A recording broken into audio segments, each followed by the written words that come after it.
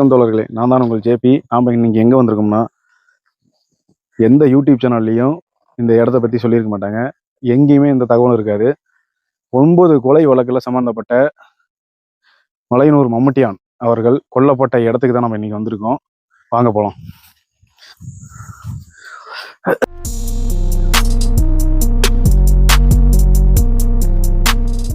தோழர்களே, ஜாதியாலும் மதத்தாலும் மொழியாலும் இனத்தாலும் ஒரு முதலாளித்துவத்தால பாதிக்கப்பட்ட தொழிலாளர்கள், அடிமட்ட மக்கள், அப்பேற்பட்ட மக்கள் பாதிக்கப்படும் போது அவர்களுக்குள்ளார ஒரு புரட்சி ஏற்படுது. அந்த புரட்சியை எந்த மாதிரி வேணா எடுத்துக்கலாம். ஒரு வகையில் வீரப்பனாரும் அப்படிதான், மம்முட்டியானும் அப்படிதான். இதெல்லாம் பற்றி பேசினா இதை பற்றி படிக்கலாம். கார்ல் மார்க்ஸை பற்றி பேசலாம், அதே மாதிரி சேகோரை பற்றி பேசலாம். நிறைய மக்கள் இப்போ இருக்கிற இளைஞர்கள் என்ன பண்ணுறாங்கன்னா, ஏங்க கூமப்பட்டி வாங்க, ஏங்க தண்ணி சர்பத்து மாதிரி இருக்குங்க அப்படின்றாங்க. இதெல்லாம் இப்போ இந்த காலத்துக்கு தேவையே இல்லாத ஒரு விஷயம்தான். புரட்சியை பற்றி பேசுங்க. நம்ம இனம் அழிஞ்சிட்டு வருது, அதை பற்றி பேசுங்க. மொழியாலும் மதத்தாலும் இனத்தாலும் ஜாதியாலும் மனிதர்களை பிரிக்கிறாங்களே, அதை பற்றி பேசுங்க. இதெல்லாம் நம்ம கண்டுக்கிறதே கிடையாது. எனவே தோழர்களே, முடிந்தவரை அரசியல் பேசுங்க, சமுதாயத்தை மதிங்க. மற்றவனும் உன் போலதான் ஆளு அப்படின்னு நினைச்சுக்கோங்க. சமூகத்துல ஒன்றிணைந்து பாடுபடுவோம். சரி, வாங்க நம்ம வந்திருக்க வேலையை பார்ப்போம். மம்முட்டியானை சுட்டு கொன்ன இடத்துக்கு நம்ம இப்போ வந்திருக்கோம். வாங்க பார்ப்போம். மக்களே, இந்த இடம் தான் பார்த்தீங்களா, மம்முட்டியான் அவர்களை சுட்டு கொன்ன இடம். யார் சுட்டு கொள்றாங்க அப்படின்னா, கருப்பண்ணன் அப்படிங்கிற ஒருத்தர் தான் சுட்டு கொள்றாரு. அவர் பின்னால அவருடைய தம்பி பரமசிவன், அவரை யாரு கொள்றாருன்னா, வீரப்பனார் தான் பரமசிவத்தை கொள்றாரு. அதாவது மேச்சேரி பக்கத்துல மலையனூர் மம்முட்டியான் அப்படிங்கிறது எல்லாத்துக்கும் தெரிஞ்ச விஷயம்தான். ஆனா உண்மையால அவர் மலையனூர்ல இல்ல, மேச்சேரி பக்கத்துல ஒரு 1/2 கிலோமீட்டர்ல கோல்கார்னூர் அப்படிங்கிற ஒரு ஏரியாவில தான் அவர் பிறந்து வளர்ந்த ஊர். அங்கிருந்து அந்த 9 கொலை வழக்கு செஞ்சுட்டு போலீஸார்கிட்ட இருந்து தப்பிச்சு வந்த இடம் தான் இந்த சிகரல் அள்ளிங்கிற ஒரு கிராமங்க. இங்கிருந்து பாத்தீங்களா, அந்த பக்கம் ஃபுல் அண்ட் ஃபுல் பாத்தீங்களா ரிசர்வ் ஃபாரஸ்ட். இங்கதான் அவர் தப்பிச்சு வாழ்ந்திருக்காரு. அந்த நேரத்துல மம்முட்டியானுக்கு ரொம்ப ஆதரவா இருந்தவர் யாருன்னா கருப்பண்ணன். அவர் இந்த ஏரியாவிலேயே அந்த காலத்துல கருப்பண்ணனும் பரமசிவன் அவங்க தம்பி 2 பேரும் சாராயம் காய்ச்சி வித்துட்டு இருந்திருக்காங்க. அந்த டைம்ல இவங்க 2 பேத்துக்கும் பழக்கம் ஏற்பட்டு 2 பேரும் நல்ல அந்யூன்யமா இருக்காங்க. பின்னால கருப்பண்ணனுக்கும் மம்முட்டியானுக்கும் சில கருத்து வேறுபாடுகள் ஏற்பட்டு கருப்பண்ணனாலேயே சுட்டுக் கொல்லப்படுறாரு மம்முட்டியான். இந்த பாறை தனித்துவமாக தான் இருந்திருக்கு. இந்த இடத்துல எந்த வீடுமே இல்லை. அதுக்கப்புறம் தான் இங்க நிலங்கள் வாங்கி வீடு கட்டி இப்போ எல்லாம் இருக்காங்க. வெறுமனா இது ஒரு ஃபாரஸ்ட் ஏரியா மாதிரி தான் இருந்திருக்கு. அப்போ இங்கதான் சுட்டு கொண்டுட்டு கருப்பண்ணன் அவர்கள் போலீஸை கூட்டிட்டு வரதுக்காக போயிடுறாரு. நாமெல்லாம் நினைக்கிற மாதிரி மம்முட்டியான் அவர்கள் மலையனூர் மம்முட்டியான் ஒரு படம் எடுத்திருப்பாங்க. அந்த படத்துல வர கதைக்கும் ஒரிஜினலா மம்முட்டியானோட கதைக்கும் நிறைய வித்தியாசங்கள் இருக்கு. உண்மையா என்ன நடந்திருக்கு என்னன்னா, மம்முட்டியானுடைய தந்தை பேர் மொட்டைப்ப படையாச்சி. அவருக்கு 2 மனைவிகள் இருந்திருக்காங்க, நல்லம்மாள் மாரியம்மாள்ட்டு. இதுல 2வது மனைவி மாரியம்மாளுக்கு தான் மம்முட்டியான் அவர்கள் பிறக்கிறாரு. உடன் பிறந்தவர்கள் ஒரு 7 பேர் இருந்திருக்காங்க. அதுல பாத்தீங்களா, மம்முட்டியான் 4வது பையனா பிறக்கிறாரு. அவர் கூட பிறந்தவங்க பாத்தீங்கன்னா, பெரிய ஆள் நல்லப்பன், சின்ன தம்பி, நல்லம்மாள், ஐயந்துரை, பழனி, பாப்பா, பழனியம்மாள், இந்த மாதிரி 7 பேர் இருக்காங்க. மம்முட்டியானுக்கும் அவருடைய மாமா வகைரா முத்துசாமி படையாச்சின்னு சொல்லுவாங்க. அவருக்கும் மம்முட்டியானோட அப்பா மொட்டைப்ப படையாச்சி. இவங்க 2 பேர்த்துக்கும் தான் முன்விரோதம் இருக்கு. என்ன காரணம் அப்படின்னா, 2 பேர்த்துக்குமே பார்த்தீங்களா இணைப்புலி, அதாவது 2 பேருடைய தோட்டமும் பக்கத்து பக்கத்தில் இருந்திருக்கு. முத்துசாமி படையாச்சிக்கும் 7 பேர் பிறந்திருக்காங்க. அவங்க பேர் என்னன்னா, சுரட்டையன், ஜெகநாதன், முத்துசாமி, சின்னக்குட்டி, குழந்தைவேலு, முத்தரையன், பழனிய கவுண்டர். இங்கே இந்த 7 பேரும் பார்த்தீங்களா முத்துசாமி படையாச்சிக்கு பிறந்திருக்குங்க. இப்படி பொலி தகராறு நடந்துட்டு இருக்கும்போது, இந்த பிரச்சனைகள்லாம் இருக்கும்போது என்ன பண்ணுறாங்கன்னா, மொட்டைப்ப படையாச்சி, அதாவது மம்முட்டியானுடைய அண்ணன் மொட்டைப்ப படையாச்சியோடைய மனைவி பார்த்தீங்களா செம்பாயி. அந்த செம்பாய்க்கு ஒரு ஆடு மாடுக்காக தண்ணி பிடிச்சிட்டு வரதுக்கு போகும்போது, ஒரு குடத்தை எடுத்துகிட்டு போகும்போது, இந்த முத்துசாமி படையாச்சியோடைய மகன் பழனி கவுண்டன், அதாவது அவரை மொண்டி பழனி அப்படின்னு சொல்லுவாங்க. அவர் என்ன பண்ணுறாருன்னா, போகும்போது இடிச்சிட்டு போயிடுறாரு. 2 பேத்துக்கு வாக்குவாதம் ஆகுது. உடனே மொண்டி பழனி என்ன பண்ணுறாரு, செம்பாயை அடிச்சிடுறாரு. இது முத்துசாமி படையாச்சிக்கு தெரியுது.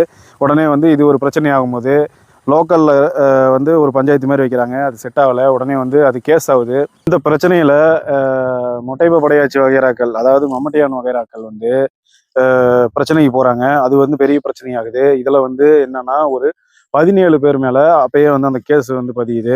கோட்டாட்சியர் அலுவலகத்துல வந்து 1957, அதாவது 13/5/1957 வந்து இவங்க வந்து கோட்டாட்சியர் அலுவலகத்தை, அப்பெல்லாம் வந்து ஸ்டேஷன் கண்ட்ரோல் கிடையாது மேச்சேரி சரௌண்டிங்ல, தருமபுரி தான் போயிட்டு வரணும். அந்த டைம்ல வந்து பாத்தீங்களா இவங்க சைக்கிள்ல போயிட்டு வந்துட்டு இருக்கும்போது கோட்டாட்சியர் அலுவலகத்துக்கு போயிட்டு வராங்க. பின்னாடி வந்து மொட்டையப்ப படையாச்சி வராரு, முன்னாடி வந்து முத்துசாமி படையாச்சி அவங்க வகைராக்கள் வந்துட்டு இருக்காங்க.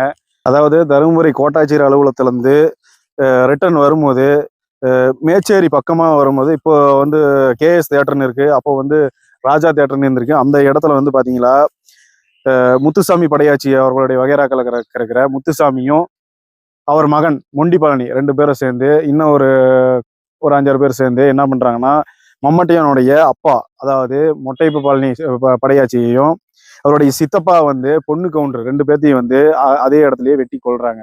இதுல வந்து மம்மட்டியான், அதாவது ஐயந்தரங்கிறவர் வந்து பாத்தீங்களா சில வெட்டுக்காயத்தோட தப்பிக்கிறாரு. இதுல வந்து 9 பேர் மேல வழக்கு பதிவு செஞ்சு சாமி படையாச்சி அவர்கள் வகையறாக்கள் வந்து 9 பேர் வந்து சிறைக்கு செல்றாங்க. 3 ஆண்டு சிறையில இருந்து வெளியே வராங்க. நம்ம அப்பாவையும் சித்தப்பாவையும் கொன்ன இவங்களுக்கு வந்து 3 ஆண்டு சிறை பத்துமா? அப்போ வந்து என்னன்னா சரியான சாட்சிகள் கிடையாது. ரத்த பந்தங்கள் வந்து அந்த கோர்ட்ல வந்து செல்லாத காரணத்தினால வந்து 3 ஆண்டுலயே அவங்க வந்து வெளியே வந்துடுறாங்க. இது வந்து மம்மட்டியானுக்கு வந்து பிடிக்காத காரணத்தினால தன் தந்தையையும் சித்தப்பாவையும் கொண்டவங்கள பழி வாங்குறதுக்கு அப்பதான் வந்து அவர் முயற்சி பண்றாரு. அதனால 2/8/1959 அன்னைக்கு வந்து மம்மட்டியனுடைய நண்பர்கள் மற்றும் உறவினர்களோட ஒரு 9 பேர்த்த கொல்றாரு. பொறிக்கடை வச்சிட்டு இருக்கிற முத்துசாமி வந்து முதல்ல வந்து மம்மட்டியானுடைய வகைராக்கள் வந்து வெட்டி கொள்றாங்க. அடுத்தது வந்து பரமசிவத்தை வந்து என்ன பண்றாங்கன்னா தேடிட்டு போறாங்க. அவர் வந்து என்ன பண்றாருன்னா இவங்களுக்கு பயந்துகிட்டு ஒரு வீட்டுல போய் ஒளிஞ்சிக்கிறாரு. அவர் தான் பின்னால வந்து தாரமங்கலம் சட்டமன்ற தொகுதி எம்எல்ஏவா ஆகிறாரு.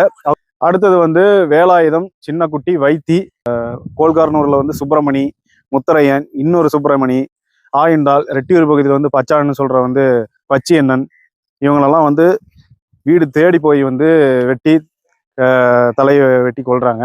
கிட்டத்தட்ட வந்து இந்த சம்பவத்துல வந்து மம்மட்டியனுடைய கூட இருந்தவங்க ஒரு 11 பேர் மேல வழக்கு பதியுது. இதுல வந்து என்னன்னா இவங்க எல்லாரும் வந்து இந்த சம்பவத்தை முடிச்சுட்டு மேச்சேரியில போய் ஒரு ஹோட்டல்ல வந்து சாப்பிட்றாங்க. சாப்பிட்டு நேரா வந்து மேச்சேரியிலேருந்து ஒரு 30 கிலோமீட்டர் பெரும்பாலையில இருக்கிற வனப்பகுதியில வந்து தலைமுறை ஆயிடுறாங்க. அங்க இருந்து தலைமுறைகள் இருக்கும்போது இந்த சம்பவம் நடந்ததுனால டேரக்டா வந்து ஒரு முக்கிய ஆய்வாளர்கள் வராங்க, காவல் அதிகாரிகள் வராங்க, இந்த சம்பவத்தை நேரடியாக பாக்குறாங்க.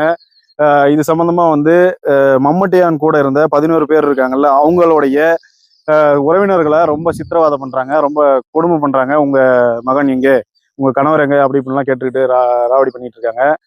பிறகு என்ன ஆகுதுன்னா முதல்ல வந்து இதெல்லாம் வந்து தெரியாது இருக்கும். அப்புறமேட்டு அவங்க மம்மட்டியனுடைய வகைராக்கள்ல வந்து தெரிஞ்சிருது.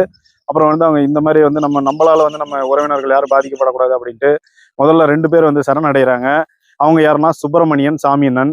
அவங்க 2 பேர் சரணடைஞ்சதும் இது இதோட நின்றோம் அப்படின்னு பார்த்தா உடனே என்ன பண்றாங்க, இவங்க வந்து காவலர்கள் வந்து முதல்ல எப்படி கையாண்டாங்களோ அதே மாதிரி அவங்க உறவினர்களை ரொம்ப கொடுமை பண்ணும்போது திரும்பவும் வந்து சின்னண்ணன், நல்லப்பன், ரத்தினவேல் அப்படின்ட்டு 3 பேர் திரும்பவும் சரணடைகிறாங்க.